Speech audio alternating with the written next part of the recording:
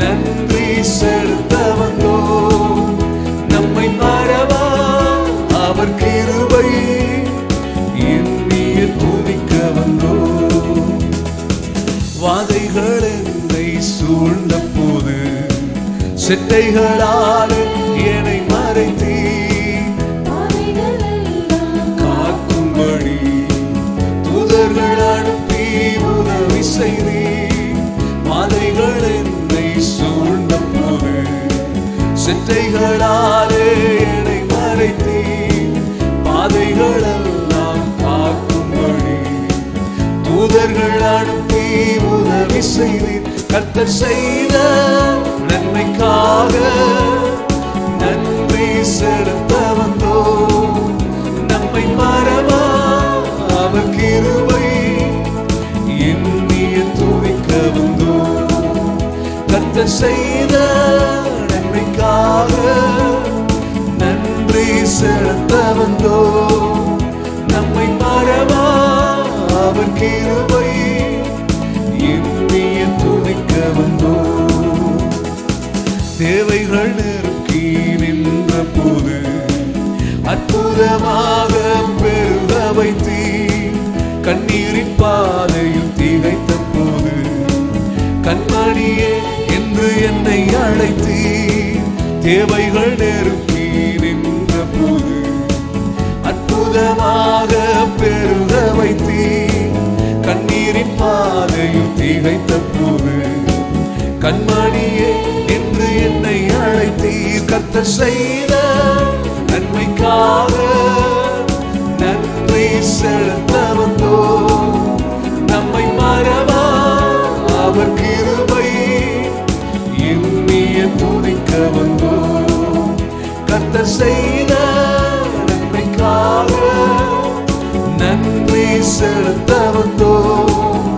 நம்மை மறவா அவர் கிருபை எண்ணிய துதிக்க வந்தோம். தலை சாய்க்கும் கல்நீரையா மூளை கல்நீரையா நான் நம்பி தலை சாய்க்கும் கல்நீரையா மூளை கல்நீரையா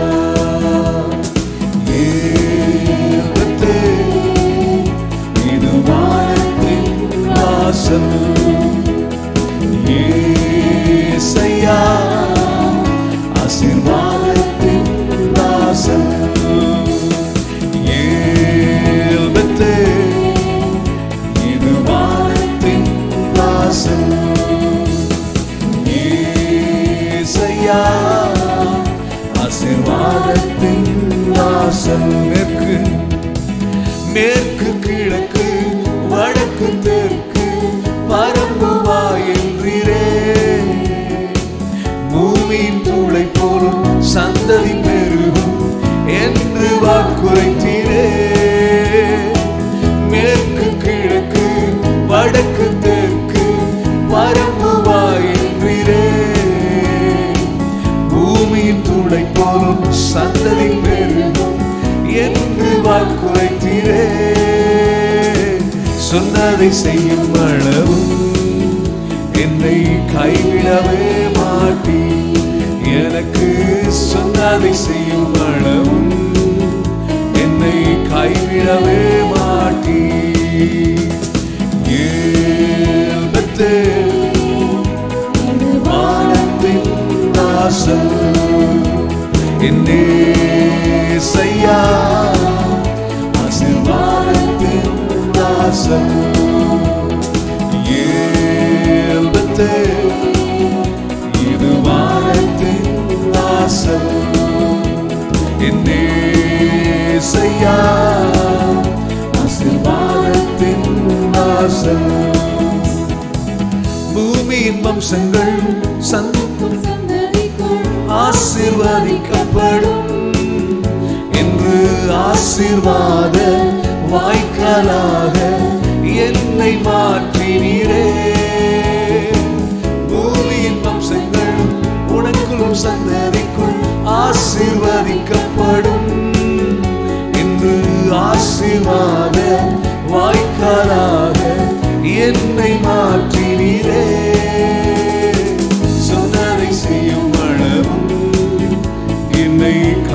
கைவிடவே மாட்டி எனக்கு சொன்னதை செய்யும் அளவும் என்னை கைவிடவே மாட்டி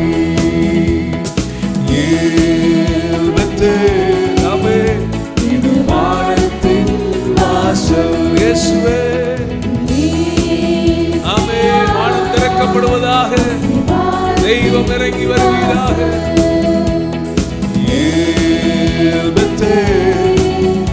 இது வானத்தின் வாசல் என்னே செய்யா ஆசீர்வாதத்தின் வாசல் செல்லும் இடமெல்லாம் என்னோடு இருந்து என்னை கனப்படுத்துவே தகப்பன் தேசத்துக்கு திரும்பும் வரையும் என்னை காப்பாற்றுவே சேர்ந்து அறிக்கை செய்வோம் செல்லும் இடமெல்லாம் என்னோடு இருந்து என்னை கனப்படுத்துவே தகப்பன் தேசத்துக்கு திரும்பும் வரையும் என்னை காப்பாற்றுவே சொன்னதை செய்யும் அளவும் என்னை கைவிடவே மாட்டி எனக்கு சொன்னதை செய்யும் அளவும் அவர் கைவிடவே மாட்டார் எனக்கு சொன்னதை செய்யும் அளவும் கைவிடவே மாட்டார் ஆமென் சொன்னதை செய்யும் அளவும் அவர் கைவிடவே மாட்டார்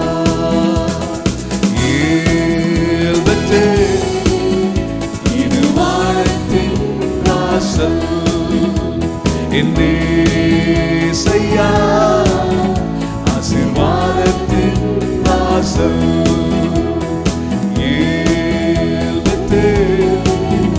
இது வானத்தின் வாசல் ஏசையா ஆசீர்வாதத்தின் வாசல் ஹல்லேலூயா இந்த வானத்தின் வாசல் ஏல் பெத்தேல் என்று சொல்லப்படுகிற அவன் இந்த அனுபவத்தை குறித்து நாம் தியானிக்க வேண்டும் என்று சொன்னான் வாழ்க்கையிலே எதிர்காலத்தை குறித்த நிச்சயமற்றவனாக நாளைய தினத்தை எப்படி எதிர்கொள்ளப் போகிறோம் என்ன சம்பவிக்க போகிறது என்பதையெல்லாம் அறியாதவனாக மனதிலே மிகப்பெரிய குழப்பங்களோடு அச்சத்தோடு பயணித்துக் கொண்டிருக்கிற வேளையிலே கர்த்தர் பெத்தேலிலே இந்த யாக்கோபை தேடி வந்து வாக்குத்தத்தம் கொடுத்து நான் சொன்னதை நிறைவேற்றும் அளவும் உன்னை கைவிடுவதில்லை என்று சொன்னாரே இந்த சாயங்கால வேளையிலே இங்கே வந்திருக்கிற நேரலிலே பார்த்து கொண்டிருக்கிற பிள்ளைகளுக்கு நான் சொல்லுகின்றேன் நாளைய தினத்தை குறித்தோ எதிர்காலத்தை குறித்தோ மிகப்பெரிய பயத்தோடும் அச்சத்தோடும் கவலையோடும் ஆமென் கண்ணீரோடும் நீங்கள் அங்கலாய்ப்போடு இருப்பீர்கள் என்று சொன்னால்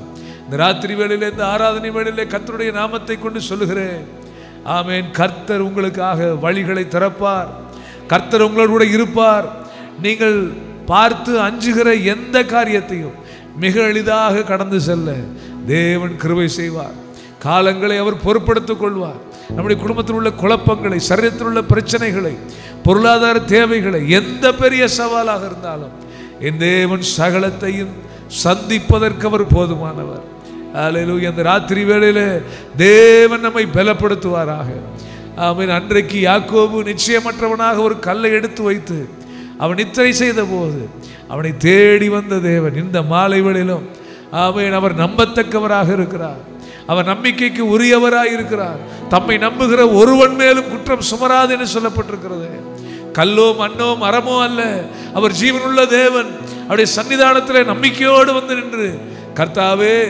என் பிரச்சனைகள் எல்லாம் என் சூழ்நிலைகளை எல்லாம் என் பாரங்களை எல்லாம் உடைய பாதத்திலே நான் இறக்கி வைக்கிறேன் என்று சொன்னால் எவ்வளோ பெரிய பிரச்சனைகளை தீர்ப்பதற்கு அவர் போதுமானவராய் இருக்கிறார் எல்லாரும் எழுப்பி நின்று ஒரு பாடலை பாடுவோம் கர்த்தாவே உம்மை நம்பினவர் வெட்கமடைவதில்லை உமக்காக காத்திருக்கிறவர்கள் சோர்ந்து போவதில்லை விசுவாசத்தோடு சேர்ந்து அறிக்கை செய்வோமாக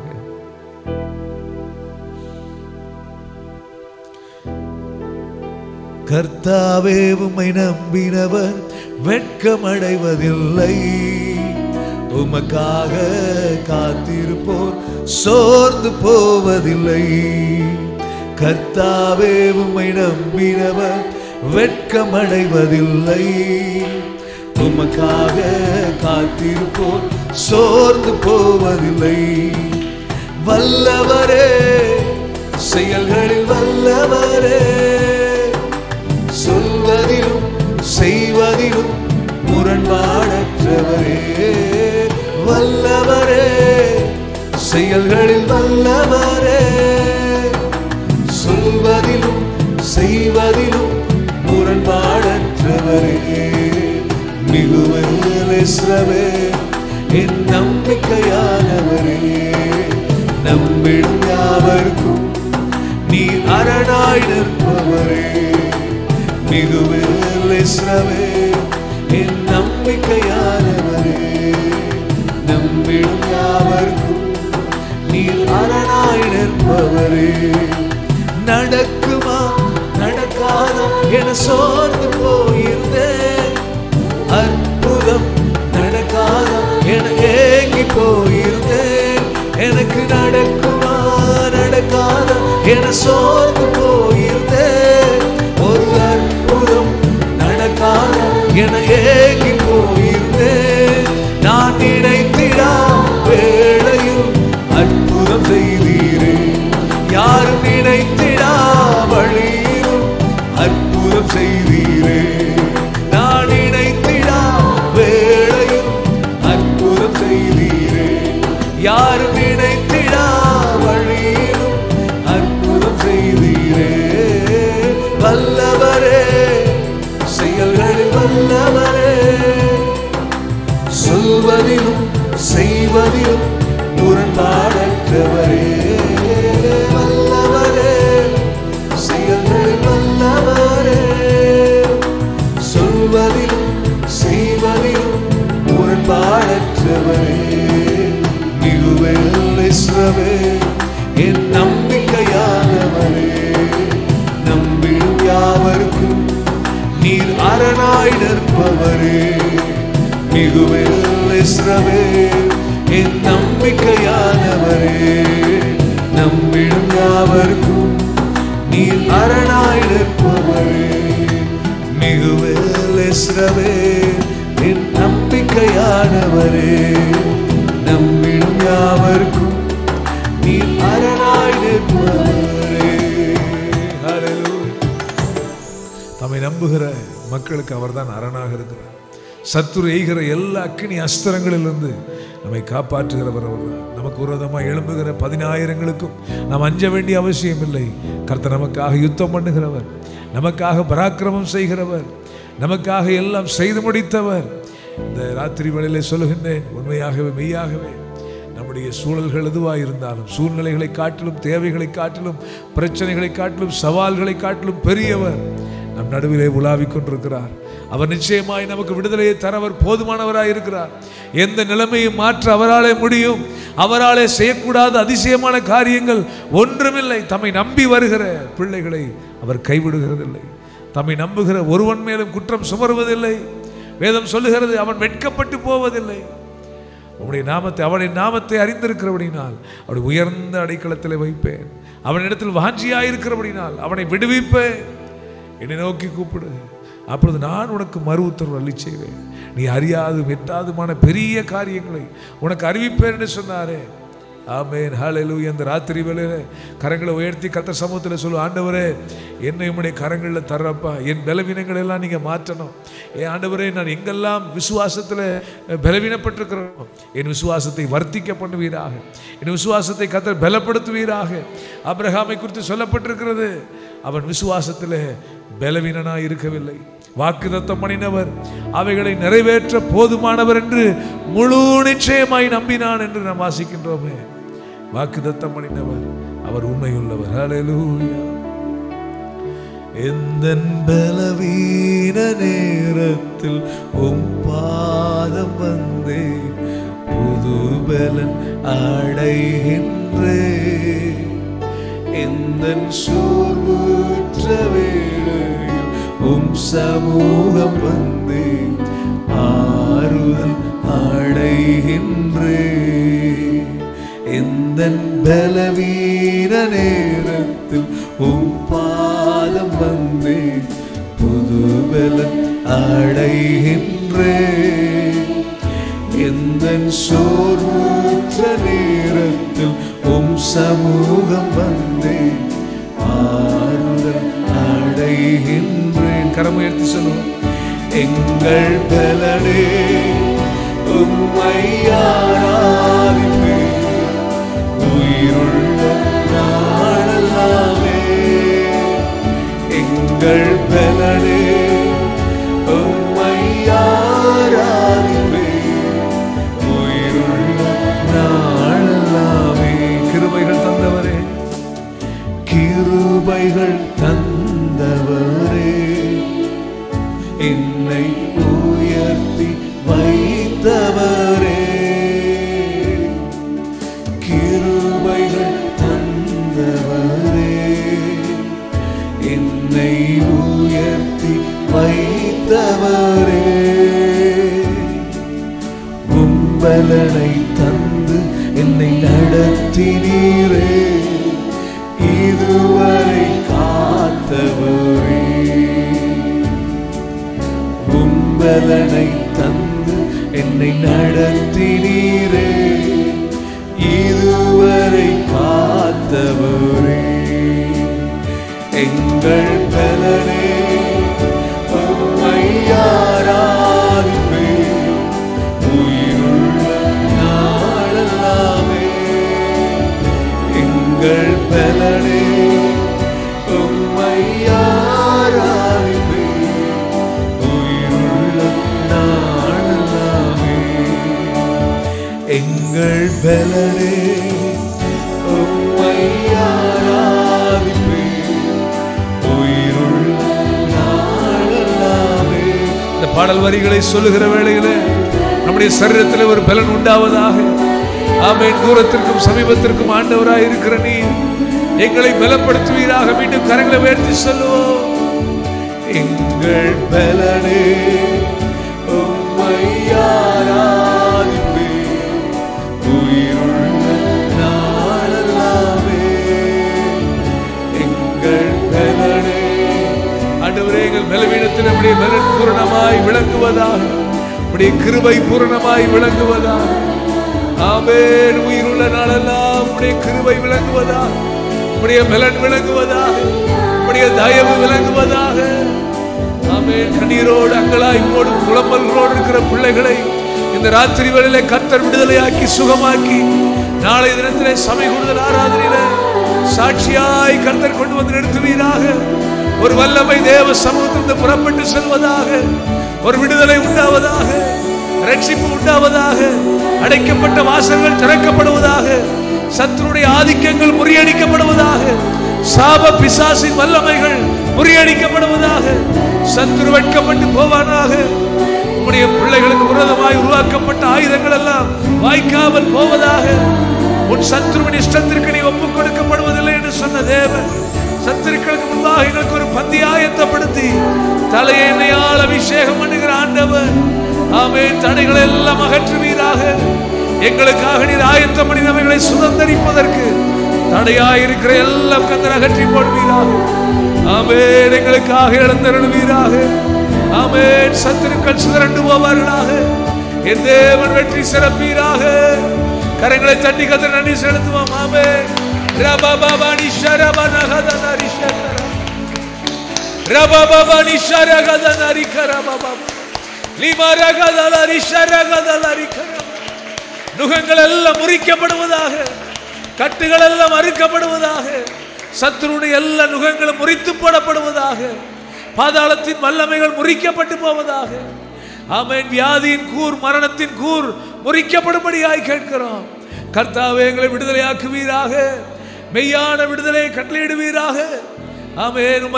உம்மை நம்பி உம்மை சார்ந்து உம்முடைய சன்னிதானத்திலே வந்து பெருமூச்சுகளோடு ஏக்கத்தோடு உம்முடைய அன்று விடுதலைக்காய் காத்திருக்கிற பிள்ளைகளுக்காய் உம்முடைய சமூகத்திலே மன்றாடுகிறேன். என் தேவன் எழுந்தருளுவீராக. என் தேவன் தம்முடைய புயத்தை நீட்டுவீராக. உம்முடைய கரத்தை ஒவ்வொரு பிள்ளைகள் மேலும் வைப்பீராக. எல்லா மன கிளேசங்கள் அகற்றப்படுவதாக. மனதின் பாரங்களை கர்த்தர் அகற்றுவீராக. முறிந்த ஆவிகளை கர்த்தர் சரி பண்ணுவீராக. மனநோவோடு இருக்கிற, மன அழுத்தங்களோடு இருக்கிற, பலவிதமான போராட்டங்களோடு, நிந்தனைகளோடு, நிந்திக்கப்பட்ட நிலைமையில, கைவிடப்பட்ட நிலைமையில, புறந்தள்ளப்பட்ட நிலைமையில, யாருமற்றவர்களாக தனிமையின் பாதையிலே பயணிக்கிற அத்தனை பிள்ளைகளுக்காய் ஜெபிக்கிறேன். கர்த்தர் சகாயம் பண்ணுவீராக. பரத்திலிருந்து ஒத்தாசையை அனுப்பி தருவீராக. உம்முடைய பலத்தினால் எடை கட்டுவீராக. இருளை கடந்து செல்ல உதவி செய்வீராக. உம்முடைய பிள்ளைகளை கர்த்தர் கைதூக்கி விடுவீராக. கண்ணீரின் ஜெபங்களுக்கு மௌனமாயிராமல் தீவிரமாய் கர்த்தர் இறங்குவீராக. தீவிரமாய் சகாயம் செய்வீராக. எங்கள் பலனே உம்மை ஆராதிப்பே, உயிருள்ள நாளெல்லாமே. எங்கள் பலனே உம்மை ஆராதிப்பே, உயிருள்ள நாளெல்லாமே. எங்கள் பலனீர் தான் அப்பா. புது பலனை தாரும் தெய்வமே, புது பலனை தாரும் தெய்வமே. உம்மை போல் மாற வேண்டுமே, உம்மை போல் மாற வேண்டுமே.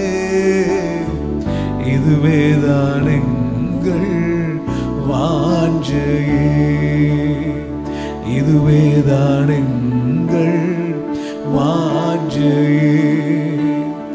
புதுபலனை தாரும், புதுபலனை தாரும், புதுபலனை தாரும் தெய்வமே.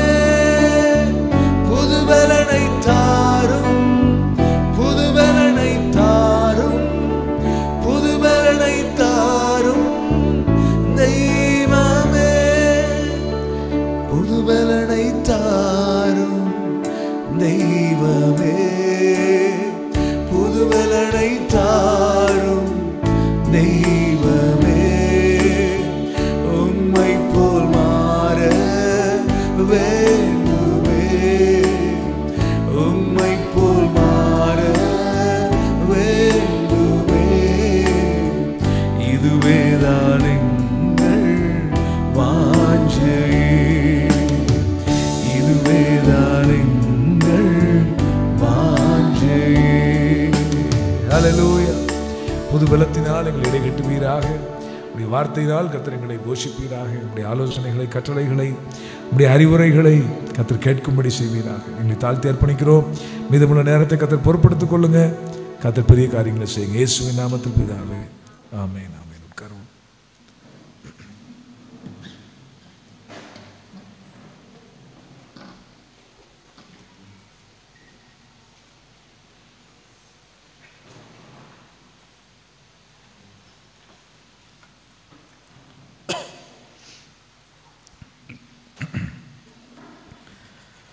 Jesus, hallelujah. இந்த மாலையில் வந்திருக்கிற எல்லாரையும் இயேசு நாமத்தினாலே மெடுருசியாக வாழ்த்துகிறேன். கர்த்தர் உங்கள் யாவரையும் தம்முடைய வார்த்தையினால் கர்த்தர் போஷிப்பாராக. நீங்கள் வந்திருப்பது மகிழ்ச்சி. சிலர் இன்றாக வந்திருக்கிறீர்கள், அதற்காக மகிழ்ச்சி. சிவாசியானே, ஓகே. நேற்றைய தினத்தில் நாம் வனாந்தர பாதையை தியானித்தோம். இந்த இரவிலே வனாந்தரத்தின் அனுபவங்களை நாம் கற்றுக்கொள்ள, அங்கிருந்து அவசியமான பாடங்களை கற்றுக்கொள்ள, இந்த வனாந்தர அனுபவத்தின் மூலமாக தேவன் எதிர்பார்க்கின்ற மாற்றங்கள் நம்மிலே சம்பவிக்க கர்த்தர் கிருபை செய்வாராக. ஹல்லேலூயா.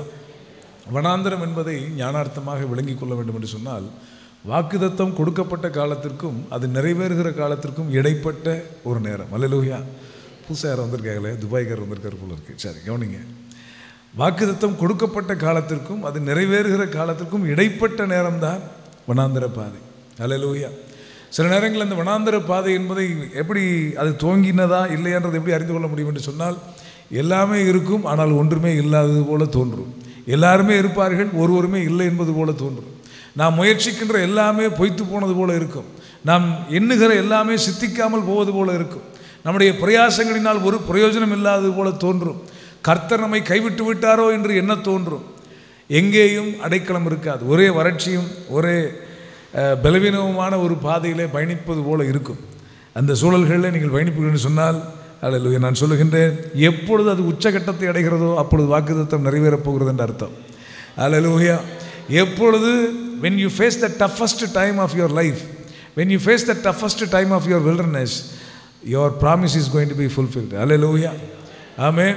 மிக சமீபத்தில் நீங்கள் வந்துவிட்டீர்கள் கானானுக்கு, மிக சமீபமாக வாக்குத்தத்தம் நிறைவேறுகிற காலத்திற்கு நீங்கள் வந்துவிட்டீர்கள் என்று அர்த்தம். அல்லேலூயா. பெரிய பெரிய தேவ மனிதர்கள் எல்லாம் இப்படிப்பட்ட பாதையிலே போனார்கள். நாம் நேற்று தினத்தில் மோசேயினுடைய வாழ்க்கையை தியானித்தோம். மோசே 40 ஆண்டுகள் அரண்மனைக்கு பிறகு, அரண்மனை இல்லாமல் வனாந்தரத்துக்கு போயிருந்தால் கூட ஒன்றும் தெரிந்திருக்காது. ஆனால் அரண்மனைக்கு பிறகு அவனை வனாந்தரத்துக்கு கர்த்தர் கொண்டு போகின்றார். அப்படி தான் நம்முடைய வாழ்க்கையிலும் கூட சில நேரங்களில் நம்மை சுற்றி இருக்கிற அந்த கம்ஃபர்ட்ஸ் எல்லாத்தையும் கர்த்தர் ரிமூவ் பண்ணுகிறார். கழுகு தன் கூட்டை கலைத்து தன்னுடைய குஞ்சுகள் சிறகடித்து பறக்க வேண்டும் என்று அது விரும்புகிறது. இந்த குஞ்சுகளுக்கு ரொம்ப சந்தோஷமாக இருக்கும் அந்த கூட்டுக்குள்ளே இருப்பது. கூட்டுக்குள்ளே இருக்கிற அனுபவம் ரொம்ப அற்புதமானது. ஏனென்று சொன்னால், நேரத்துக்கு அவங்க சாப்பாட்டை பற்றி யோசிக்கிறதுக்கு முன்னாடியே இந்த தாய் கழுகும் தந்தை கழுகும் என்ன செய்யும், பறந்து போய் எங்கேயாவது கிடைக்கிறத கொண்டு வந்து அவங்க அப்படியே வாயிலே ஊட்டி விட்டுருவாங்க. அப்படியே வாயை பிளந்து இருந்தால் போதும், கரெக்டாக உள்ளே போட்டு விட்டுருவாங்க. ஆனால் ஒரு காலகட்டம் வருகிற போது இந்த தாய் பறவை என்ன யோசிக்கிறதுனா, இது தானே உணவை தேடிக்கொள்ளக்கூடிய வயதை அடைந்து விட்டது என்று அறிகிற போது அவர்களாலும் பறந்து செல்ல முடியும், அவர்களுக்கு இருக்கிற சிறகுகளை அவர்கள் பயன்படுத்த வேண்டும் என்று அறிகிற போது அந்த தாய் பறவை என்ன செய்கிறது என்று சொன்னால், கூட்டை கலைத்து குஞ்சுகளை வெளியே தள்ளுகிறது. அல்லேலூயா. சில பிரிவுகள் வாழ்க்கையில் நல்லது. அல்லேலூயா. பிரிவுகள் தான் நம்மை அடுத்த நிலைக்கு நம்மை உயர்த்தி செல்லும். பிரிவுகள் தான் நம்மை அடுத்த நிலைக்கு உயர்த்த கர்த்தர் பயன்படுத்துகிற பிரதானமான வழிகளாக இருக்கும். அல்லேலூயா. Only when we leave the comfort zone, we will know the real strength of us. Only in the wilderness you will know the strength which God has entrusted in your hands. உங்கள் கரங்களில் கொடுத்த அந்த பலனை, உங்களுக்கு இருக்கிற பலனை, உங்கள் ஸ்டாமினாவை நீங்கள் எப்போ அறிய முடியும் என்று சொன்னால், இந்த வனாந்தர பாதையில் கைவிடப்பட்ட நிலையில் நாம் யாரை அடைக்கலாம் என்று நினைத்திருந்தோமோ அவர்களே நம்மை தள்ளிவிடுகிற போது தான் நமக்கு சிறகுகள் இருப்பதை நாம் அறிந்து கொள்ள முடியும். அல்லேலூயா. ஸோ சில துன்பங்கள் நல்லது. அல்லேலூயா. சில வனாந்தரங்கள் நமக்கு அவசியமானது. ஆமென். இதுவரைக்கும் மனிதர்களை சார்ந்து வாழ்ந்தனா, கர்த்தரை சார்ந்து வாழ்வதற்கு, மற்றவர்களை சார்ந்து வாழ்ந்தனா, கர்த்தரை மட்டுமே சார்ந்து வாழ்வதற்கு கர்த்தர் நம்மை ஆயத்தப்படுத்த எங்கே கொண்டு செல்கிறார் என்று சொன்னால், வனாந்தரத்திற்கு கர்த்தர் கொண்டு செல்கிறார். அல்லேலூயா. இந்த வனாந்தர பாதையில் படிக்க வேண்டிய, வனாந்தரத்தை ஏன் கர்த்தர் அனுமதிக்கிறார்ன்றதுக்கு பிரதானமாக 2 காரணங்களை சொல்கிறேன். ஏன் வனாந்தரத்தை அனுமதிக்கிறார்? உபாகமம் 29ஆம் அதிகாரம் 5ஆம் வசனம். Deuteronomy chapter 29 verse 5. கர்த்தராகிய நான் உங்கள் தேவன் என்று நீங்கள் அறிந்து கொள்ளும்படிக்கு. புரிஞ்சுதா உங்களுக்கு? நான் 40 வருஷம் உங்களை வனாந்தரத்தில் நடத்தினேன். எதற்காக என்று சொன்னால், என்ன காரணம் சொல்லுங்க? கர்த்தராகிய நான் உங்கள் தேவன் என்று நீங்கள் அறிந்து கொள்ளும்படி, அந்த மெய்யான தெய்வத்தை அறியும்படியாக. அவரை நாம், சில மனிதர்கள் நமக்கு உதவி செய்திருப்பார்கள், தாய் தகப்பன் உதவி செய்திருக்கலாம், சில உறவுக்காரங்க உதவி செய்திருக்கலாம், அல்லது உங்களுக்கே கூட சில திறமைகள் தாளந்துகள் இருந்திருக்கலாம். அவைகளை நம்பி வாழ்ந்து கொண்டிருந்த உங்களை கர்த்தர் யார் என்பதை அறிவதற்கும், அவர்தான் இதுவரைக்கும் அவர்கள் மூலமாய் நமக்கு எல்லாம் செய்தார் என்பதை விளங்க வைப்பதற்காக, நாம் அவரை அறிவதற்காக வனாந்தர பாதைகளில் கொண்டு போகிறார். அல்லேலூயா. எங்கள் தாயாருக்கு கைவிடப்பட்ட, மருத்துவர்களால் கைவிடப்பட்ட ஒரு நிலைமை, காலரா வியாதியும் வந்துவிட்டது, ஜன்னியும் கூட சேர்ந்துட்டு, அப்படி அந்த காலத்தில் மரணப்படுக்கையிலே கிடந்த போது தான் இயேசுவை அவர்கள் அறிவதற்கான, இயேசுவின் வல்லமையை அவர்கள் அறிவதற்கும் அனுபவிப்பதற்கும், மரணப்படுக்கையிலிருந்து அவர்கள் விடுவிக்கப்படுவதற்கும் கர்த்தர் வாய்ப்பை உண்டாக்கினார். அப்போ ஏன் அந்த வியாதி, ஏன் அந்த financial loss, why there was a loss in the business, why people are against you? It is simply because he wants to remove all the comforts to have a comfort in God. Hallelujah. He removes all your strength to have a strength in God. ஆண்டவருக்குள்ளே நாம் பலப்படும்படிக்கு நம்முடைய எல்லா பலத்தையும் எல்லா அடைக்கலத்தையும் நம்மை விட்டு கர்த்தர் அகற்றுகிறார். ஆமென். ஹல்லேலூயா. So முதல் பிரதானமான நோக்கம் நாம் அவரை அறிவதற்காக. ஹல்லேலூயா.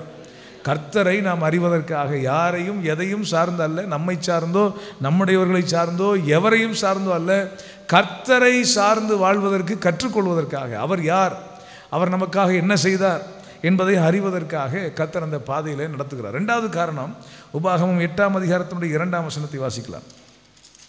Deuteronomy chapter 8 verse 2. உன் தேவனாகிய கர்த்தர் உன்னை சிறுமைப்படுத்தும்படிக்கும் தம்முடைய கட்டளைகளை நீ கைக்கொள்ளுவாயோ கைக்கொள்ள மாட்டாயோ என்று அவர் உன்னை சோதித்து உன் இருதயத்தில் உள்ளதை நீ அறியும்படிக்கும் உன்னை இந்த 40 வருஷம் அளவு வனாந்தரத்தில் நடத்தி வந்த எல்லா வழிகளையும் நினைப்பாயாக. கர்த்தர் சிறுமைப்படுத்தினாரா? அப்புறம் அங்கே சொல்லப்பட்டிருக்கிறது, உன் இருதயத்தில் உள்ளதை நீ அறியும்படிக்கு. நாம் தேவனை அறிய ஒரு வனாந்தரம், இந்த 40 வருஷம் வனாந்தரம் கர்த்தரை அறிகிறதுக்கு. அதே நேரத்தில் சைமல்டேனியஸாக அந்த எப்படி ஒரு ரயில்வே ட்ராக்கில் 2 ட்ராக், அந்த 2 ட்ராக் இல்லை, அது என்னது, பேரலல் லைன்ஸ் அப்படி சொல்லி ரொம்ப ஈஸியாக போயிடும். அப்படி போல் ஆண்டவர் என்ன செய்கிறாருன்னா, ஒரு பக்கம் தேவனை அறிய இந்த வனாந்தரத்துக்கு கொண்டு வந்தார், அதே நேரத்தில் நாம் நம்மை அறிவதற்காக இந்த வனாந்தர பாதையில் நம்மை நடத்துகிறார். ஹல்லேலூயா. முகாந்திரம் இல்லாமல் மனிதர்கள் உங்களுக்கு விரோதமாக எழும்புவார்கள், காரணமே இல்லாமல் உங்களை பகைப்பார்கள், நிந்தித்து பலவிதமான தீமையான மொழிகளை உங்கள் மேலே பொய்யாய் சொல்வார்கள். ஆமென். நம்ம நன்மை செய்கிற போது நமக்கு தீமை செய்வார்கள், துரோகம் இழைக்கிறவர்கள் இருப்பார்கள். இதெல்லாம் அந்த வனாந்தரத்தில் நடக்கும். ஆனாலும் மனம் தளராமல் நமக்கு தெரிய வேண்டிய ஒரு ஆவிக்குரிய சபையில் அங்கம் வைக்கிற விசுவாச பிள்ளைகளுக்கு, கர்த்தருடைய பிள்ளைகளுக்கு தெரிய வேண்டிய விஷயம் என்னன்னு சொன்னால், அவர் முகாந்திரம் இல்லாமல் நம்ம வாழ்க்கையில் ஒன்றையுமே செய்ய மாட்டார். ஹல்லேலூயா. நோக்கம் இல்லாமல் எதையுமே அனுமதிக்க மாட்டார். அவர் எதை அனுமதிக்கிறாரோ அது நன்மைக்காகவே செய்கிறார். ஹல்லேலூயா. ஆமென். ஆகவே நாம் தேவனை அறிவதற்கும் நாம் நம்மை அறிவதற்கும் இந்த பாதையில் கர்த்தர் நம்மை நடத்துகிறார். ஹல்லேலூயா. ஆமென். அது மாத்திரமல்ல, இந்த வனாந்தரத்தை அனுமதிப்பதில் கூட இன்னொரு முக்கியமான காரணம் உண்டு. என்னவென்று சொன்னால், நம்முடைய பலனை அறிந்து, நம்முடைய சூழல்களை அறிந்து, நம்மை இப்படி நடத்தினால்தான் இவர்கள் சரிப்பட்டு வருவார்கள் என்று அறிந்திருக்கிறபடினால அவர் இந்த பாதையில் கொண்டு வரார். நான் சொல்கிறது உங்களுக்கு புரியும்படி சொல்கிறேன். ஓசியா தீர்க்கதரிசன புஸ்தகத்தில் 2ஆம் அதிகாரம் 14-15 வசனங்களை வாசிக்கலாம். நான் கொஞ்சம் வேகமாக போகிற காரணம், நேரம் ரொம்ப குறுகினதாக இருக்கிறது. நீங்கள் இன்றைக்கி நேரமாக உங்களை அனுப்பிவிட்டால் நாளைக்கு காலையில் சர்ச்சுக்கு வருவீங்க கொஞ்சம் நேரமாக. ஓசியா 2ஆம் அதிகாரத்துடைய 14-15. ஆயினும் இதோ நான் அவளுக்கு நயங்காட்டி, இஸ்ரவேலை பெண்ணாக தன் மனவாட்டியாக ஆண்டவர் சொல்றாரு, அவளுக்கு நயங்காட்டி அவளை வனாந்தரத்தில் அழைத்து கொண்டு வந்து அவளோட பட்சமாய் பேசி அவ்விடத்திலிருந்து அவளுக்கு அவளுடைய திராட்சை தோட்டங்களையும் நம்பிக்கையின் வாசலாக ஆகோரின் பள்ளத்தாக்கையும் கொடுப்பேன். ஹல்லேலூயா. அப்பொழுது அவள் அங்கே தன் இளவயதின் நாட்களிலும் தான் எகிப்து தேசத்திலிருந்து வந்த நாளிலும் பாடினது போல பாடுவாள். ஹல்லேலூயா. ஆமென். இங்கே பாருங்கள், ஆண்டவர் வனாந்தரத்துக்கு கொண்டு வந்து பட்சமாக பேசுகிறாராம். ஹல்லேலூயா. ஆமென்.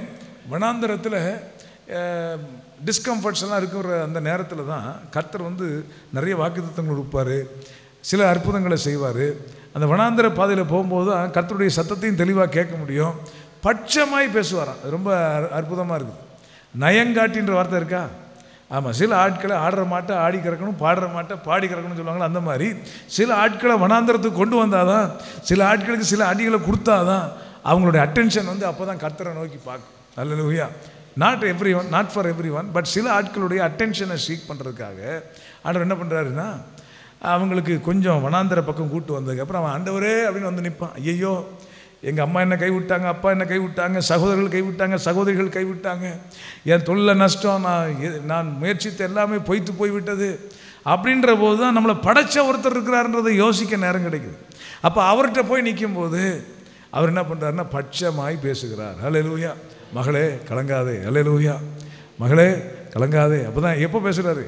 வனாந்தரத்தில் நயங்காட்டி அழைத்து கொண்டு வந்து அவளிடத்தில் பட்சமாய் பேசி என்ன செய்கிறார் பாருங்க. 15 வசனம் ரொம்ப ஆச்சரியமாக இருக்குது. அவளுடைய திராட்சை அவளுக்கு அவ்விடத்தில் அவளுக்கு அவளுடைய திராட்சை தோட்டங்கள், அவ்விடத்தில் எவ்விடத்தில் சொல்லுங்க, வனாந்தரத்தில் திராட்சை தோட்டங்களை உண்டாக்க கர்த்தராலே முடியும். ஹல்லேலூயா. வனாந்தர பாதையில் ஆண்டவர் அற்புதங்களை செய்வாருங்க. நீங்கள் அதை மறந்துடாதீங்க. வனாந்தரம்னா நீங்கள் எல்லாமே நெகட்டிவிட்டியாக இருக்குன்னு யோசிச்சிடாதீங்க. வனாந்தரத்தில் தான் கர்த்தர் மிக அதிகமான அற்புதங்களை செய்தார். கானான் தேசத்தில் செய்த அற்புதங்களை விட வனாந்தர பாதையில் செய்த அற்புதங்கள் தான் அதிகம். இப்போ சொல்லுங்கள், வனாந்தரம் வேணுமா வேண்டாமா? ஹல்லேலூயா. தேவனை அறிவதற்கும் நாம் நம்மை அறிவதற்கும் இந்த வனாந்தரம் அவசியமானது. இந்த வனாந்தரத்தில் every single day when you wake up, ஒவ்வொரு நாள் எழும்புகிற போது காலமே கர்த்தர் சமூக ஆண்டவரே இன்றைக்கு எனக்கு கொடுத்த வார்த்தையை நீங்கள் நிறைவேற்றி கொடுங்க, இன்றைக்கு எனக்காக ஒரு காரியத்தை செய்யுங்க, இன்றைக்கு நீங்கள் வனாந்தர பாதையில் எங்கள் இஸ்ரவேல் மக்களுக்கு ஓங்கிய புயத்தினாலும் பலத்த கரத்தினாலும் அவர்களை நடத்தி வருகிற வேளையில் ஏராள அற்புதங்களை செஞ்சீங்களே. இந்த வனாந்தர பாதையில் நீங்கள் ஒரு நீரூற்றை காண செய்யுங்க. இந்த வனாந்தர பாதையில் ஒரு ஏளிமை சமீபிக்க பண்ணுங்க. கண்மலையிலிருந்து தண்ணீர் புறப்பட்டு வரட்டும், வானத்திலிருந்து மன்னா வரட்டும்.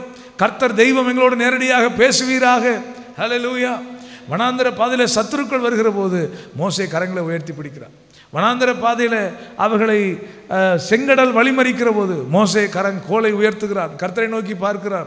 ஒவ்வொரு சந்தர்ப்பம் வருகிற போதும் மோசையோட ஒரே ரெஸ்பான்ஸ் என்னன்னு சொன்னால் கர்த்தரை நோக்கி பார்த்தார். உங்கள் வனாந்தர பாதையில் பிரச்சனைகள் வரும்போது மனுஷர்களை அல்ல, அதிகாரம் படைத்தவர்களை அல்ல, யார்கிட்ட ரெக்கமெண்டேஷனுக்கு போகலான்றது அல்ல, எந்த மருத்துவரை தேடி போகலாம் என்று அல்ல, கர்த்தரையே நோக்கி பாருங்கள். ஹல்லேலூயா. எனக்கு ஒத்தாசை வரும் பர்வதங்களுக்கு நேராக என் கண்களை ஏறெடுக்கிறேன். வானத்தையும் பூமியையும் படைத்த கர்த்தரிடத்திலிருந்து எனக்கு ஒத்தாசை வரும். எங்களுக்குன்னு சொல்லு, எனக்குன்னு பர்சனலைஸ் பண்ணியிருக்கு. சொல்லுங்க பாப்பா, அந்த வசனத்தை எல்லாம் சேர்த்து சொல்லுங்க. வானத்தையும் பூமியையும் உண்டாக்கினேன், கர்த்தரிடத்திலிருந்து எனக்கு ஒத்தாசை வரும். அவர் என் காலை தள்ளாட விட்டார், என்னை காக்கிறவர் உறங்கார். இதோ இஸ்ரவேலை காக்கிறவர் உறங்குவதும் இல்லை, தூங்குகிறதும் இல்லை. என் வலப்பக்கத்தில் அவர் நிழலாக இருக்கிறார். ஹல்லேலூயா. பகலிலே வெயிலாகிலும் இரவிலே நிலவாகிலும் ஒன்றுமே என்னை சேதப்படுத்த முடியாது. ஆமென். ஹல்லேலூயா. கர்த்தரை எல்லா தீங்குக்கும் விலக்கி காப்பார். அவரின் ஆத்துமாவை காப்பார். அவரின் போக்கையும் என் வரத்தையும் இது முதற்கொண்டு என்றென்றைக்கும் காப்பார். ஹல்லேலூயா. இதெல்லாம் டெய்லி அறிக்கை செய்ய வேண்டிய வசனங்கள். ஆமென். ஸோ வனாந்தர பாதையில் ரொம்ப முக்கியமாக கவனிக்க வேண்டியது என்னது? தேவனை நாம் அறிய வேண்டும். ஹல்லேலூயா. நாம் நம்மை அறிய வேண்டும். நம்முடைய பலவீனம், நம்முடைய இன்ஃபார்மிட்டிஸ், நம்முடைய குற்றங்கள், குறைவுகள் இதெல்லாம் பார்த்துட்டு அதெல்லாம் சரி செய்யறதுக்கு தேவனுடைய உதவியை நாட வேண்டும். ஹல்லேலூயா. ஏன்னா அந்த வனாந்தரம் தான் நம்முடைய ஜீவியத்தில் நம்முடைய கேரக்டரை பில்ட் பண்ணுற ஒரு இடம். இந்த வனாந்தரம் தான்.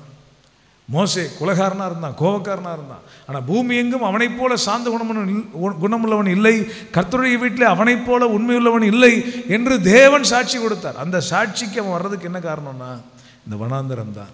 ஹல்லேலூயா. வனாந்தரம் தான். அந்த பன்றி தவிடு கூட சாப்பிட்றதுக்கு முடியாத ஒரு சூழ்நிலை தான் இந்த இளையகுமாரனை தகப்பன் வீட்டை திரும்பி பார்க்க வைத்தது. He has come back to his sense.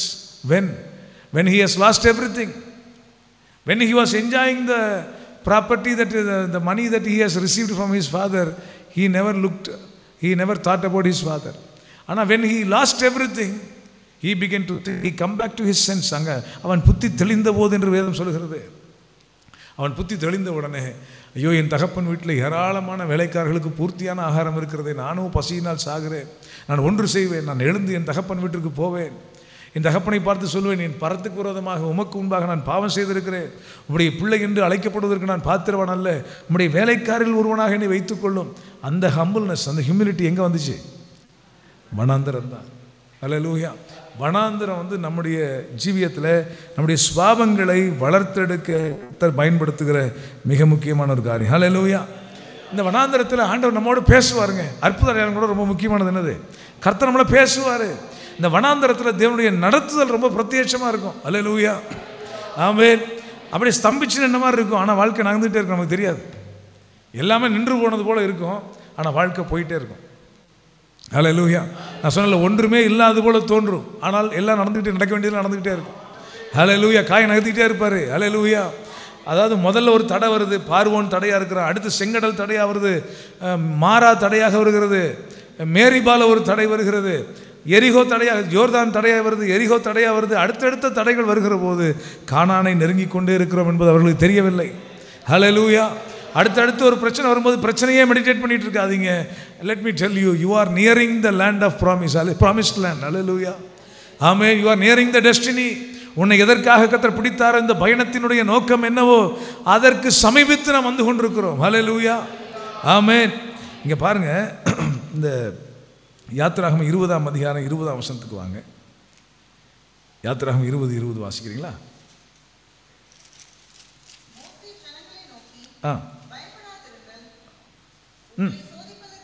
பயப்படாதிருங்கள், உங்களை சோதிப்பதற்காகவும் நீங்கள் பாவம் செய்யாதபடிக்கு தம்மை பற்றும் பயம் உங்கள் முகத்துக்கு முன்பாக இருப்பதற்காகவும் தேவன் எழுந்தருளினார். ஹல்லேலூயா. வனாந்தரத்தில் தேவன் எழுந்தருளுவார். அப்படி எழுந்தருளின போது இந்த ஜனங்கள் என்ன சொல்கிறாங்க? மோசேட்ட நீங்களே கடவுள்கிட்ட பேசுங்க, நாங்கள் பேசுனா எங்களை அழிச்சிடுவார், எங்களுக்கு வேண்டாம். ஏன்னா நீங்கள் அதுக்கு பின்னாடி உள்ள வசனங்களை பார்த்தீங்கன்னா 18ஆம் வசனத்தில் ஜனங்கள் எல்லாரும் இடிமுழக்கங்களையும் மின்னல்களையும் எக்கால சத்தத்தையும் மலை புகைகிறதையும் கண்டார்கள். அதை கண்டு ஜனங்கள் பின்வாங்கி தூரத்தில் நின்று மோசேயை நோக்கி, நீர் எங்களோட பேசும், நாங்கள் கேட்போம், தேவன் எங்களோட பேசாதிருப்பாராக, பேசினால் நாங்கள் செத்து போவோம் என்றார்கள். ஏன்னா is such a holy God. அவருக்கு முன்னாடி அருவருப்புகளிலே வாழ்கிறவர்கள், தீமை செய்கிறவர்கள், பாவத்திலே உழன்று கொண்டிருக்கிறவர்கள் பரிசுத்த தேவனுக்கு முன்னாடி போய் நிற்க முடியாது. ஹல்லேலூயா, ஆமென். என்னாச்சு? நாங்கள் செத்துருவோம், நீங்கள் பேசி என்னன்னு கேட்டு சொல்லுங்க என்று சொல்லுகிறார்கள். ஆமென். பிரதான ஆசாரியராகி ஆண்டவராகி இயேசு கிறிஸ்து நமக்காக கல்வாரி சிலுவை ஜீவனை கொடுத்து அந்த திரைச்சீலையை கிழித்தபடினாலே இன்றைக்கு நாம் நேரடியாக தைரியமாக கிருபாசன தண்டையில் மகா பரிசுத்த ஸ்தலத்தில் நிற்கிறோம். ஹல்லேலூயா, ஆமென். தைரியமாக வாங்கன்னு கூப்பிடுறாரு எபிரேயரில். ஹல்லேலூயா, ஆமென். இங்கே பாருங்க, எதற்காக தேவன் எழுந்தருள்கிறார்னா 2 காரணங்கள் சொல்லியிருக்குது 20ஆம் வசனத்தில். 2 காரணம். என்ன காரணம் சொல்லுங்க?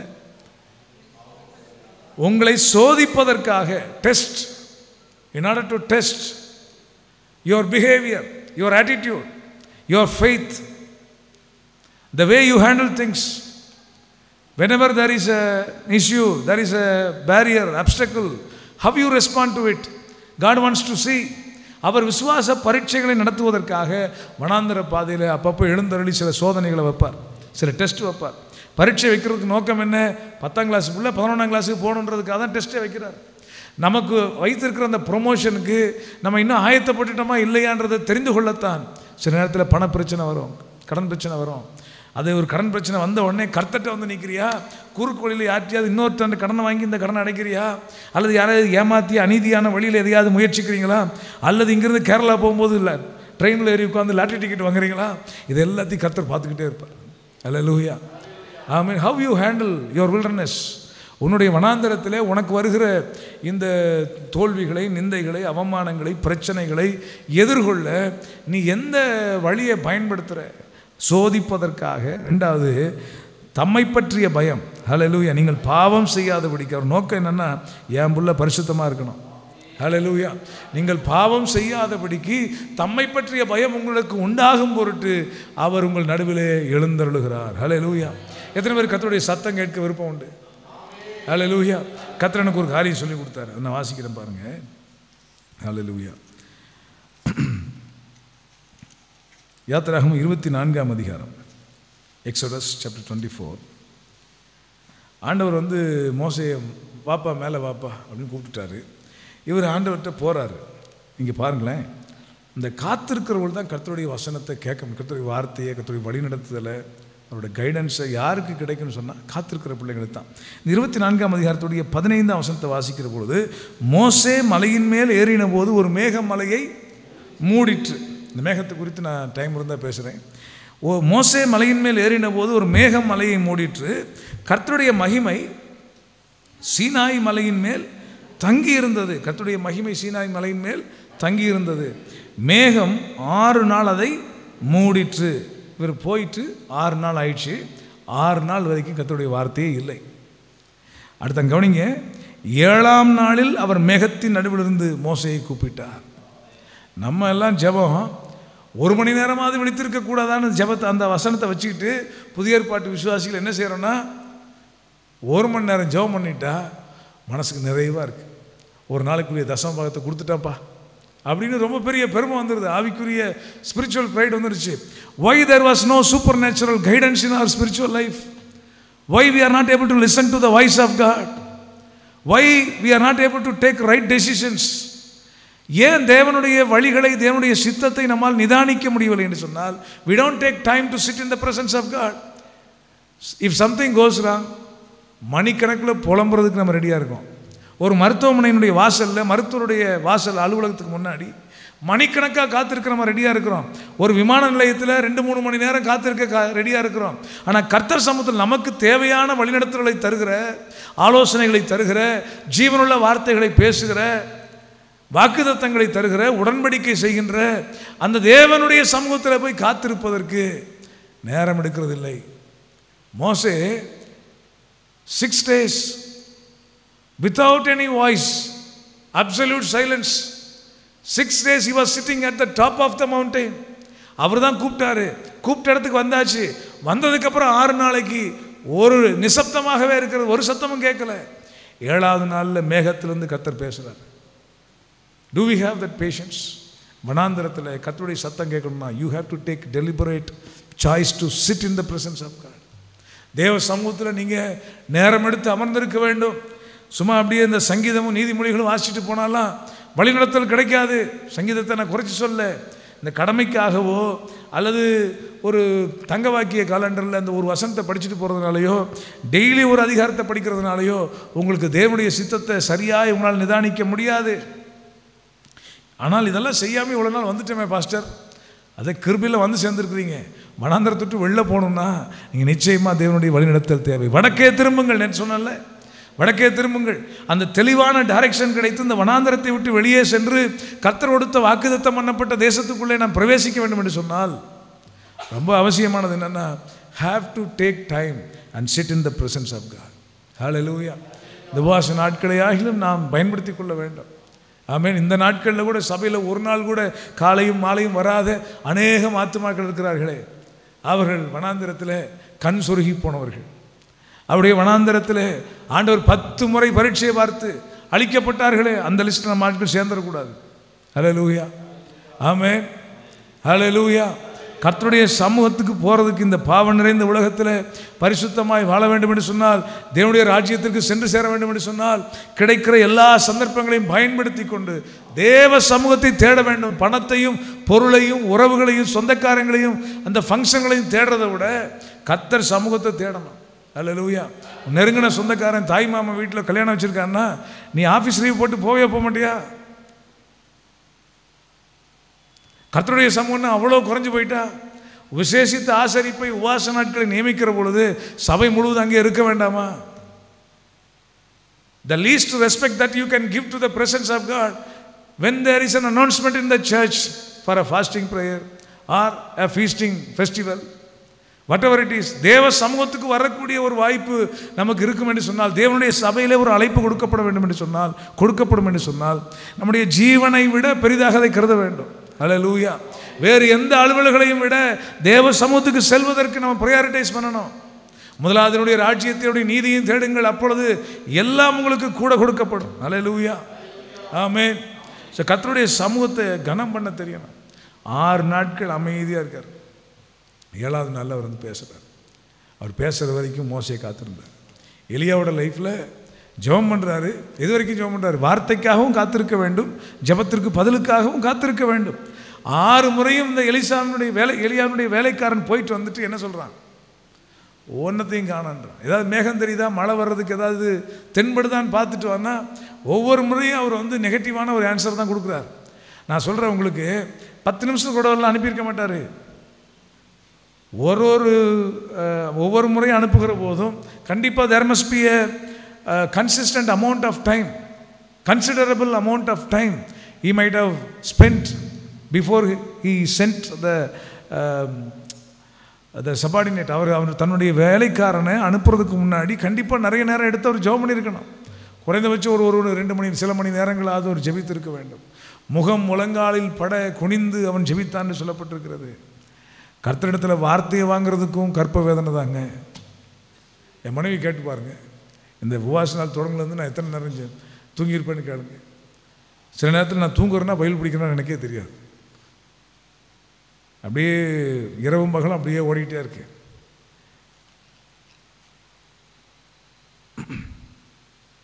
அன்பு தேவ பிள்ளைகளே, கர்த்தர் சமூகத்தில் காத்திருக்கிறது தான் கர்த்தருடைய வார்த்தை கிடைக்கும். கர்த்தர் சமூகத்தில் காத்திருக்கணும் தான் ஜெபத்துக்கு பதில் கிடைக்கும். சும்மா நீங்கள் வேலைக்கு போய் 8 மணி நேரம் வேலையை செய்கிறீங்கல்ல, ஒரு நாளாகிலும் நான் கேட்குறேன், வாழ்க்கையில் இதுவரைக்கும் என்றைக்காகிலும் ஒரு நாளாகிலும் யாக்கோபை போல தனக்கு உண்டான எல்லாவற்றையும் அக்கறைப்படுத்தி விட்டு அவன் பிந்தி தனித்திருந்து ராத்திரி முழுவதும் தேவனிடத்தில் போராடி ஜெபித்தான என்றாவது உங்கள் வாழ்க்கையில் ஒரு நாள் ஒரு ராத்திரி உங்களுக்கு உண்டான எல்லா காரியங்களையும் ஒதுக்கி வைத்து விட்டு தேவ சமூகத்தில் போய் போராடி ஜெபித்த அனுபவங்களுக்கு உண்டா? ஒரு யாக்கோபு எல்லா பரிவாரங்களோடு வருகிறான். அவன் உயிருக்கு ஆபத்து வருகிறது. நான் தான் வச்சிருக்கிற எந்த சொத்துக்களுமே என்னை காப்பாற்ற முடியாதுன்றதை அவன் தெரிஞ்சுக்கிறான். அப்போ என்ன செய்கிறாருன்னா, எல்லாத்தையும் ஓரம் கட்டிட்டு தன்னுடைய ஞானத்தை வச்சு அப்படியே அடுக்கடுக்காக பிளான் பண்ணுறார். ஃபஸ்ட்டு இந்த லேயாளுடைய வேலைக்காரி அந்த பரிவாரம் முன்னாடி, அடுத்து லேயாளுடைய கூட்டம், அடுத்து ராகேலுடைய வேலைக்காரியின் கூட்டம், அப்புறம் ராகேலினுடைய பரிவாரங்கள், இப்படி எல்லாத்தையும் 2 பரிவாரம் ஆனால் 4ஆக பிரித்து முன்ன பின்ன வச்சு எல்லாத்தையும் பண்ணிட்டு கடைசியில் வரார். எல்லாத்தையும் அடித்து காலி பண்ணதுக்கப்புறம் நம்மள்ட்ட வந்து ஒசாமா பின் லேடனை பிடிக்க போன நேரத்தில் என்ன பண்ணானா, மனைவிகளை ஷீல்டாக பயன்படுத்தினானா. அதே மாதிரி அது எங்கேருந்து பழகியிருக்காங்க, யாக்கோபிட்டு பழகியிருக்கிறான். எல்லாத்தையும் போட்டு தள்ளிட்டு கடைசியாக நம்மள்கிட்ட வரட்டும். அந்த மாதிரி பெரிய உபாயங்கள் எல்லாம் செய்துவிட்டு யாக்கோபு யோசிக்கிறான், என் யுக்தியும் என்னை காப்பாற்றாது. என் தன் சகோதரனாகி ஏசாவுக்கு வெகுமானமாக நிறைய கொண்டு போனான், வெகுமானங்கள் என்னை காப்பாற்றாது, என்னுடைய இந்த ஞானம் என்னை காப்பாற்றாது, கர்த்தர் தான் என்னை காப்பாற்றணும். அந்த ராத்திரியில் கர்த்தர் சமூகத்தில் போய் ராத்திரி முழுவதும் போராடி ஜெபிக்கிறார். சில விஷயங்களுக்காக லட்சங்களை செலவு பண்ணுறீங்க, ஆனால் ஒரு இரவு தேவ சமூகத்தில் போய் உங்களால் முழங்கால் படியிட முடிகிறதா? ஒரு ஃபியூ டேஸ் உங்களால் ஒரு ஆப்டிடியூட் எக்ஸாமுக்காக, ஒரு குரூப் எக்ஸாமுக்காக, டிஎன்பிஎஸ்சி எக்ஸாமுக்காக மாதங்களாக ஆயத்தம் செய்கிறீர்களே, ஒரு இரவு தேவ சமூகத்தில் போய் உங்களை தாழ்த்தி கர்த்தர் சமூகத்தில் கிருபைக்காக உங்களால் கெஞ்ச முடியுமா? வனாந்திர பாதையில் கர்த்தர் பேசுவார், ஆனால் அவர் பேச வேண்டும் என்று சொன்னால் நீ காத்திருக்க வேண்டும். அல்லேலூயா. அவர் தான் கூப்பிட்றேன்னு தான் அப்பாயின்மெண்ட் கொடுத்தான் கூப்பிட்டாரு. காலமே நீ அங்கே கொடுமுடியில் வந்துடணுன்ற, கொடுமுடின்னு என்னது, மலைமுகடு, காலமே வந்துடுன்றார். அப்படின்னா ராத்திரியாக புறப்பட்டால் தான் காலமே அங்கே போய் நிற்க முடியும். It was pain taking. அவர் மிக கடினமாக மோசே அந்த மலையில் ஏறி, மலையிலேருந்து இறங்குறதுனா ஈஸி, ஏற வேண்டும். அது 80 வயதில் தான் இவரோட ஊழிய அழைப்பை பெற்று ஊழியத்தை ஆரம்பிச்சிருக்கிறாரு. அப்போ தள்ளாடுகிற போராடுகிற அந்த வயதில் ஆண்டவர் என்ன சொல்கிறாரு, மலையேறி போ, மலை முகட்டுக்கு வா, நான் உனக்காக காத்திருப்பேன்றார். ஆனால் அங்கே போனால் அவர் காத்திருக்கல, இவர் தான் காத்திருக்கிறார். 6 நாட்களுக்கு பிறகு கர்த்தரோடு பேசுகிறார். இன்னொரு விஷயத்தை அந்த மேகத்தை பற்றி சொல்லிட்டு நான் அந்த செய்தியை முடிச்சிடுறேன், இன்னும் 5 minutes தான் இருக்குது. யாத்திராகமம் 40ஆம் அதிகாரத்துக்கு வாருங்களேன். இந்த இஸ்ரவேலர்களுடைய பிரயாணத்தை நீங்கள் எடுத்துக்கிட்டிங்கன்னா, லட்சக்கணக்கான மக்கள், அவர்கள் சிறு பிள்ளைகள் அங்கே இருந்தார்கள், ஆடு மாடுகள் இருந்தது, வயோதிபர்கள் அங்கே இருந்தார்கள், பலதரப்பட்ட ஏஜ் குரூப்பில் லட்சக்கணக்கான மக்கள் இருக்கிறார்கள். அவருடைய பிரயாணத்தை டிசைட் பண்ணது என்ன, அது வனாந்திர பாதைன்னு சொன்னால், வனாந்திரத்தில் ஒன்று பகலில் வெயில் கொடுமையாக இருக்கும், இரவில் குளிரும் பயங்கர கொடுமையாக இருக்கும். அந்த மாதிரி ஒரு பாதையில் அவர்கள் பயணிக்கிறார்கள். பகலில் மேகஸ்தம்பம், இரவிலே அக்னி ஸ்தம்பம் அவர்களை பாதுகாத்தது என்று சொன்னாலும், அவருடைய பயணத்தை நிர்ணயம் பண்ணது என்னவென்று சொன்னால், யாத்திராகமம் 40ஆம் அதிகாரத்தில், சரி 40க்கு முன்னாடி 33 ஒரு வசனத்தை வாசிடுவோம். யாத்திராகமம் 33ஆம் அதிகாரத்தில் 13ஆம் வசனத்தில் மோசே ஒரு ஜெபம் பண்ணுறார். என்ன ஜெபம் பண்ணுறாருன்னா, உம்முடைய கண்களிலே இப்பொழுது எனக்கு கிருபை கிடைத்ததானால் நான் உம்மை அறிவதற்கும் உம்முடைய கண்களில் எனக்கு கிருபை கிடைப்பதற்கும் உம்முடைய வழியை எனக்கு அறிவியும், இந்த ஜாதி உம்முடைய ஜனம் என்று நினைத்தருளும் என்றான். ஆண்டவரே, நான் உம்மை அறியணும், உம்முடைய கண்கள் எனக்கு கிருபை கிடைக்கணும், 3வது உம்முடைய வழியை எங்களுக்கு நீங்கள் அறிவிக்க வேண்டும். 3 விண்ணப்பங்களை வச்சு ஆண்டவர்கிட்ட போகிறார். ஆண்டவர் அதுக்கு என்ன பதில் சொல்கிறாருன்னா, என்னோட ப்ரெசன்ஸ், என் சமூகம் உனக்கு முன்பாக செல்லும், நான் உனக்கு இளைப்பாறுதல் தருவேன். என் சமூகம், என் ப்ரெசன்னா உனக்கு முன்னாடி போகும்னு சொல்லிட்டார். இதான் அவன் 3 விண்ணப்பங்களை வைக்கிறான். அந்த 3க்கும் தீர்வு எங்கே இருக்குன்னா, தேவ சமூகத்தில் இருக்கிறது. என் சமூகம் உனக்கு முன்பாக போகும்னு சொல்கிறார். இதுக்கப்புறம் மோசேனுடைய பதில் என்னென்னா, அப்படியா ஓகே நன்றின்னு சொல்லி முடிக்காமல், அப்பொழுது அவன் அவரை நோக்கி, 15ஆம் வசனத்தை சேர்ந்து வாசிக்கலாமா, உம்முடைய சமூகம் என்னோட கூட செல்லாமற் போனால் எங்களை இவ்விடத்திலிருந்து கொண்டு போகாதிரும். ஏன் இவ்விடத்திலிருந்து கொண்டு போகாதிரும்? அங்கே இடம் கர்த்தருடைய சத்தம் கேட்கு, கர்த்தருடைய சத்தம் கேட்குற இடத்த விட்டு ஒரு நாள் போகக்கூடாதுங்க. அல்லேலூயா.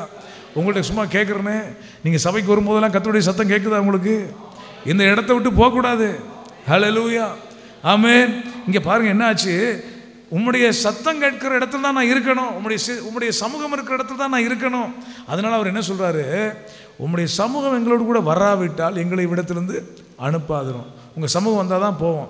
அதுக்கப்புறம் ஆண்டவர் அதை கிராண்ட் பண்ணிட்டார்.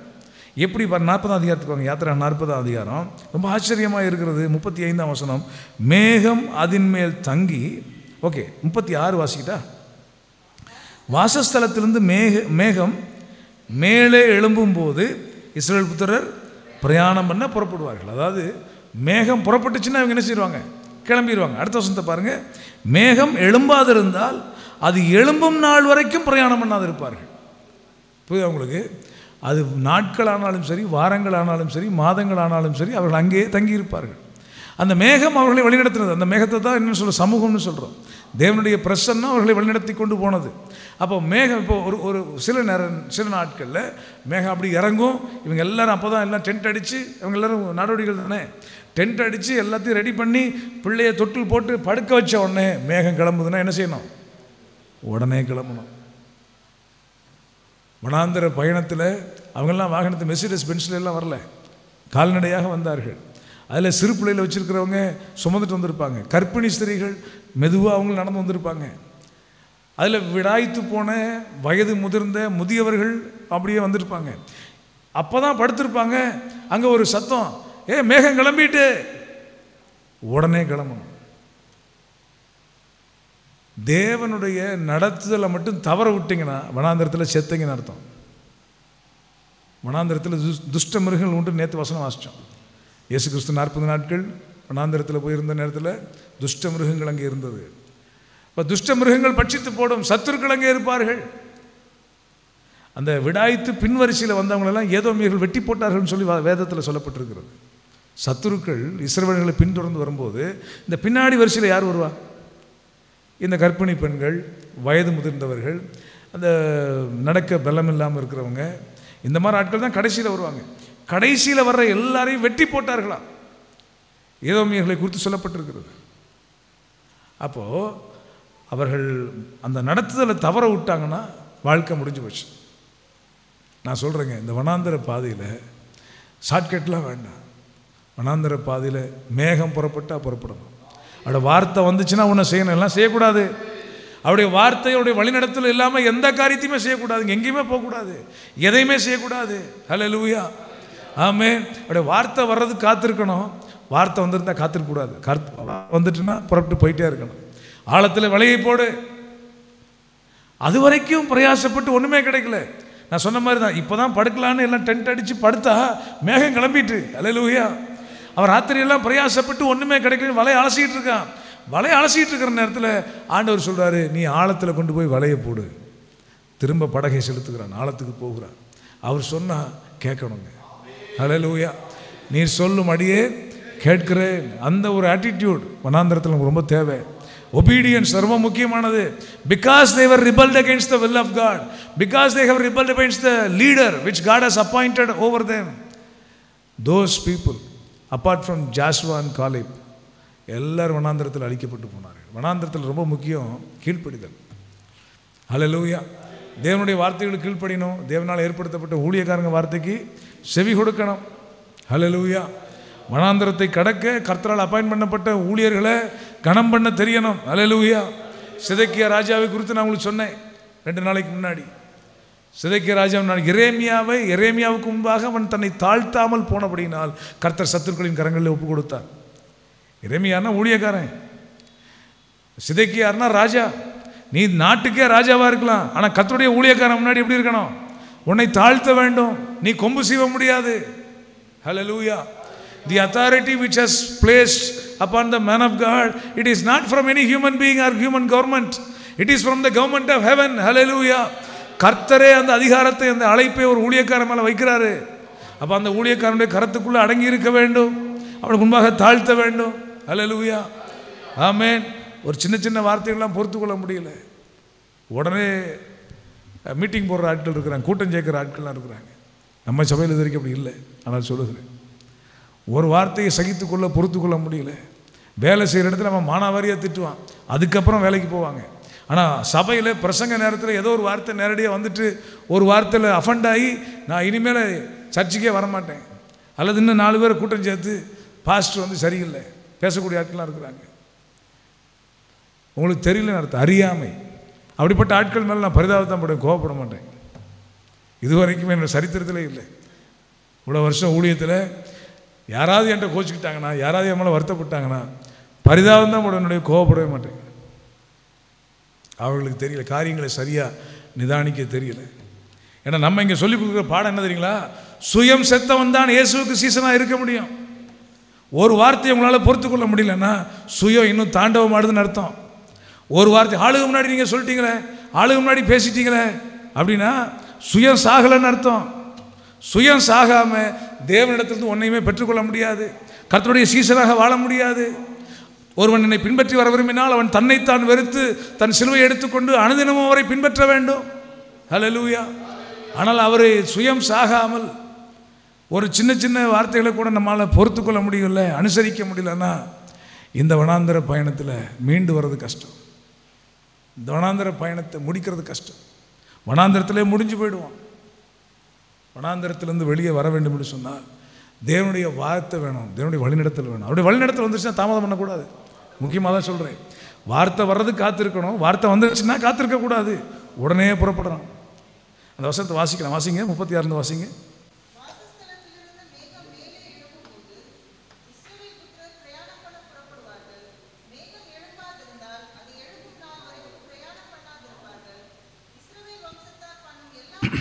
கவனிங்க, இஸ்ரவேல் வம்சத்தார் பண்ணும் எல்லா பிரயாணங்களிலும் அவர்கள் எல்லாருடைய கண்களுக்கும் பிரத்யட்சமாக பகலில் கர்த்தருடைய மேகமும் இரவிலே கர்த்தருடைய அக்கினியும் வாசஸ்தலத்தின் மேல் தங்கி இருந்தது. அந்த கைடன்ஸ்குள்ளேயே இருந்துட்டீங்கன்னா நீங்கள் தூங்கும் போதும் உங்களை காப்பாற்றுறதுக்கு கர்த்தருடைய கிருபை வச்சிருப்பார். ஹல்லேலூயா. நீங்கள் உறங்கி கொண்டிருந்தாலும் கண்ணுறங்காத ஆண்டவர், இஸ்ரவேலை காக்கிறவர், உறங்குவதும் இல்லை தூங்குவதும் இல்லை. அப்போ நீங்கள் உறங்கினால் அவர் உறங்காமல் உங்களை காத்து கொண்டு இருப்பார். ஹல்லேலூயா. ஆகவே அன்பு தேவ பிள்ளைகளே, வனாந்தரம் நம்மை உருவாக்குகிற ஸ்தலம். It is inevitable. You cannot avoid the wilderness. இந்த வனாந்தரம் கர்த்தர் நமக்காக டிசைன் பண்ணது. அங்கே தான் அவர் பட்சமாக பேசுவார். ஹல்லேலூயா. எப்பயுமே கடிந்து பேச மாட்டார், பட்சமாக பேசுவார். வனாந்தரத்தில் நான் ஏற்கனவே சொன்ன ஒரு விஷயத்தை மறந்துடாதீங்க, கடினமான பாதையில் போகும்போது அற்புதங்கள் நிறைய நடக்கும். ஹல்லேலூயா. அற்புதங்களை எதிர்பாருங்க. ஹல்லேலூயா. உபவாச நாளில் நான் உங்களுக்கு சொல்கிறேன், அற்புதங்களை எதிர்பாருங்கள்.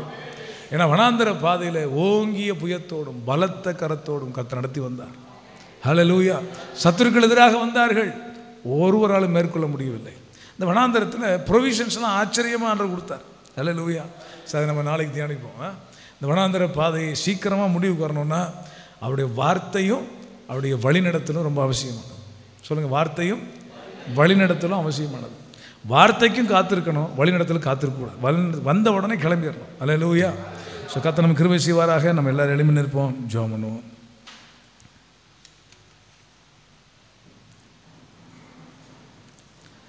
இந்த வனாந்தரத்தை கர்த்தரை ஏன் வைத்திருக்கிறார்கள்? கர்த்தரை அறிய மட்டுமல்ல, நாம் நம்மை அறிய.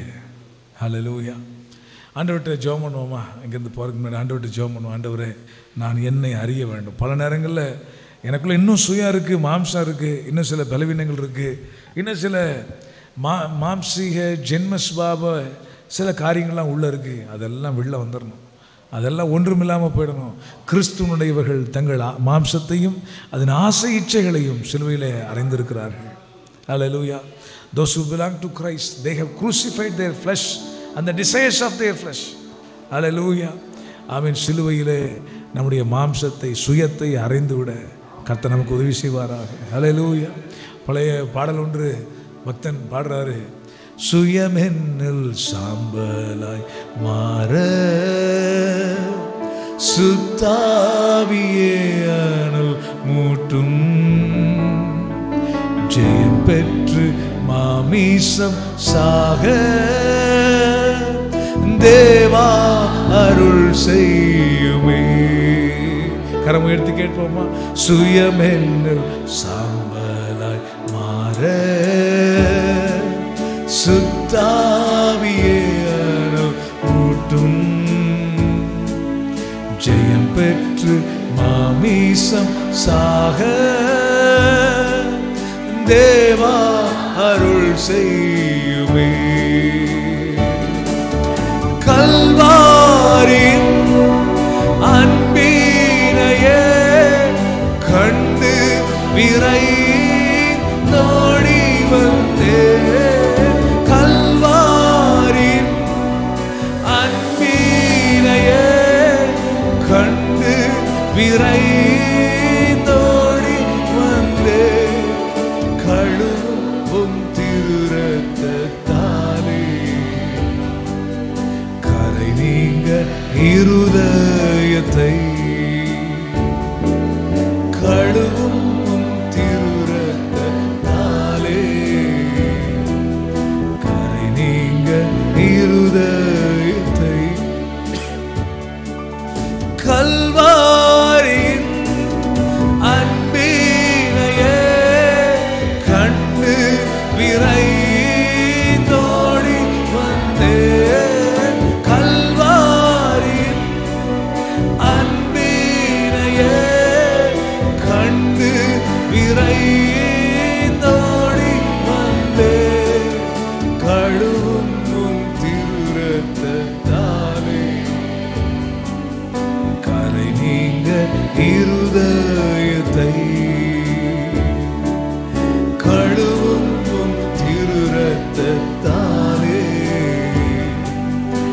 அதை நீங்க இருதயத்தை.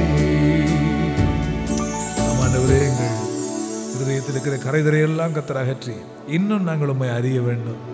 இன்னும் எங்களுடைய பலவீனங்கள் எல்லாம் நாங்கள் மேற்கொள்ள வேண்டும்.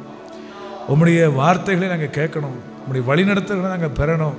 உம்முடைய சமூகம் எங்களோடு கூட வாழ்நாளெல்லாம் தங்கியிருப்பதாக. உமக்கு சித்தமில்லாத விருப்பமில்லாத எந்த இடத்துக்கும் நாங்கள் போகக்கூடாது. எந்த காரியத்தையும் நாங்கள் செய்யக்கூடாதுப்பா. உம்முடைய விருப்பம் மாத்திரம் செய்ய, உம்முடைய சித்தம் மாத்திரம் செய்ய, உம்மை மாத்திரம் சார்ந்து கொள்ள, உம்முடைய வார்த்தையை மாத்திரம் சார்ந்து கொள்ள, எங்களுக்கு வாக்கு பண்ணினதை நாங்கள் சுதந்திரிக்கிற அந்த நிமிஷம் வரைக்கும், உம்முடைய ராஜ்யத்தில் நாங்கள் வந்து சேர்கிற வரைக்கும் உம்முடைய பிரசன்னம் இல்லாமல் ஒரு நாள் கூட எங்களுக்கு வேணாப்பா.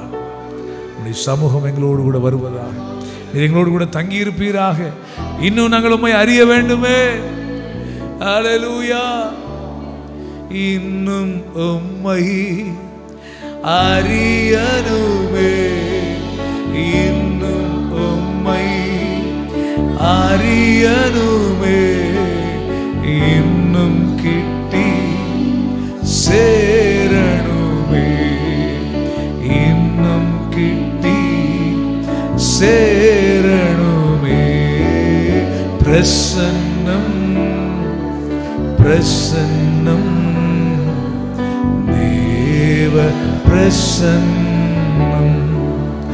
ஆஹா பிரசன்னம் பிரசன்னம் தேவ பிரசன்னம். பரலோக பிதாவே, வந்திருக்கிற எல்லா பிள்ளைகளையும் கர்த்தர் ஆசீர்வதித்து அனுப்புங்க. யாரெல்லாம் வனாந்தர பாதையிலே பயணித்துக் கொண்டிருக்கிறார்களோ, உம்முடைய வார்த்தை வெளிப்படட்டும், உம்முடைய நடத்துதல் உண்டாகட்டும். எல்லாவற்றுக்கும் மேலாக ஆமென் ஆண்டவரே, கரை சேர்க்கிற வரைக்கும் கைவிடாதிருப்பீராக. ஆமென். ஹல்லேலூயா. வனாந்தரத்தில் அன்றைக்கு ஏராளம் அற்புதங்களை செஞ்சீங்களே. யோர்தானை பிளந்தீங்க, செங்கடலை பிளந்தீங்க. ஆமென். வானத்திலிருந்து மன்னாவை கொடுத்தீங்க, கண்மலையிலிருந்து தண்ணீரை கொடுத்தீங்க, கீழ்காற்றிலே காடைகளை கொடுத்தீங்க. நான் ஜெபிக்கிறேன்ப்பா, நான் நம்புகிறேன். அன்றைக்கு இருக்கிற பிள்ளைங்க எல்லாருடைய வாழ்க்கையிலும் இந்த வனாந்தர பாதையில் நீங்கள் அற்புதம் செய்வீங்க, நான் விசுவாசிக்கிறேன்.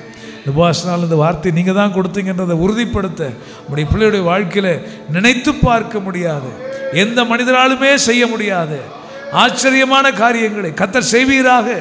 அனுகூலமான கதவுகள் திறக்கப்படுவதாக, ஆச்சரியமான வழிகளை திறந்து கொடுப்பீராக.